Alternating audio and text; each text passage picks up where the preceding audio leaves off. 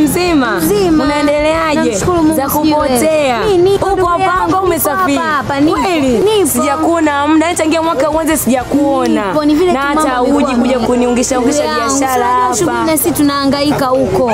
Na mimi sema ndo siwezi kutoka biashara hapa namwachia nani? Kwa hiyo nipo tu. Naona umeendelea. Aisee namshukuru Mungu anaendelea kunisaidia na kunitetea. Na karibu kae rafiki yangu maana muda mrefu. Una habari kuhusu usiku wa urejesho? Ndio nini hiyo sasa? Hiyo ni ibada na ambayo itakayofanyika siku ya tarehe 28 mwezi huu. Ninakushangaa mpaka sasa hizi una taarifa. Inafanyika wapi sasa hiyo event? Itafanyika katika ukumbi wa chuo cha Sukari hapo K2.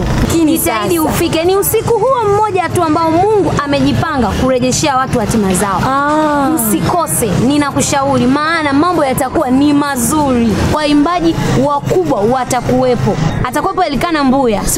Elikana Mbuya yule Chibonge. Huyo. Yule wa Zanzibar yule. Huyo na sio huyo tu. Na Pastor Epa pia hatakuwepo. Yule wa Uinuliwe. Na mjua yule Pastor Epa ni shabiki wake sana yule. Kukosa hiyo siku. Na sio hao tu, praise team nyingi zitakuwepo. Nimetamania kufika kwenye hilo tukio.